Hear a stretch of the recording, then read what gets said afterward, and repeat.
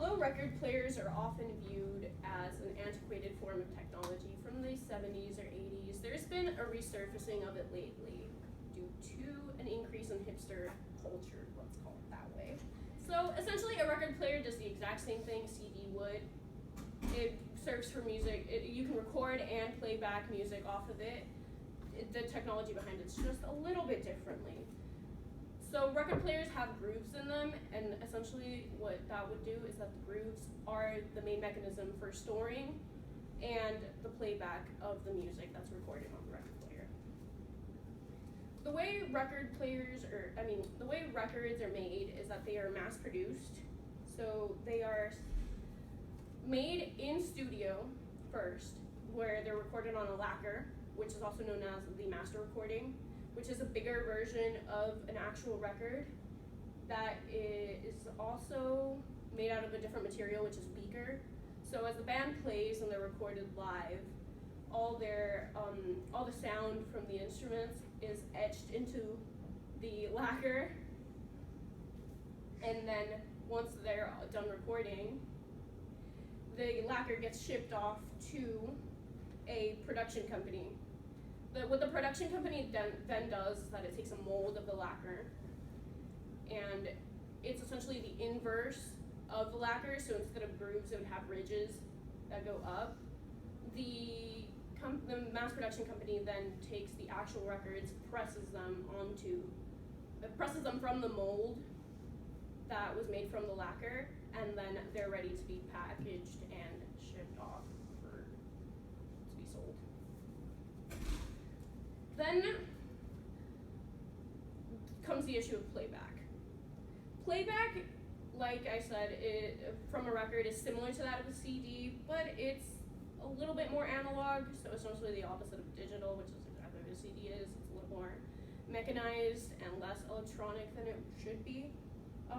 So your record would be placed inside the record player, and then a needle is lowered onto the record, and the record is set to spin at a certain amount of rotations per minute, depending on the specifications for the record itself.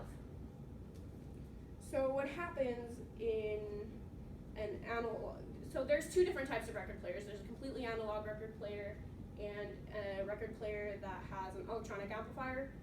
So if it's a completely analog record player, it works a lot like a gramophone in that the needle bounces around and the vibrations are sent through a sound tube, which is where the sound is amplified and then projected through a horn.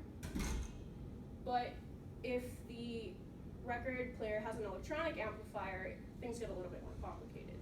The needle bounces within the grooves.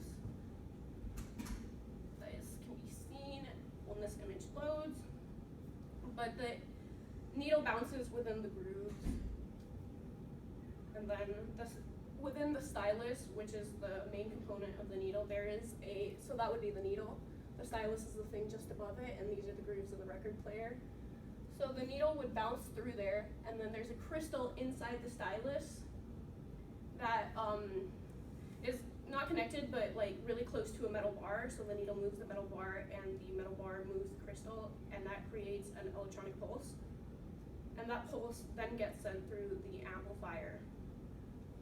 Then gets sent through wires and stuff, obviously, and it's picked up by the amplifier, which then projects the sound, similar to the way the same thing is done in a CD, but CD is done, but it's done with a laser through a CD. The next main difference the next main point with records is the quality of it. It's not pristine like CDs are, and some people don't appreciate that, but it's also a big part of the resurgence of it. So what causes the difference in quality is that within these grooves, dust can get stuck, which causes it to pop or crackle. And also in production, since the production method is very rudimentary, the grooves can be a lot larger than they are intended to be. So it causes a lot of white or background noise to be heard unnecessarily. And that's essentially how record players work. They're very similar to CDs. The production process is very different, a little bit more antiquated, and the method of playback is a lot more complicated. But it's in general pretty simple.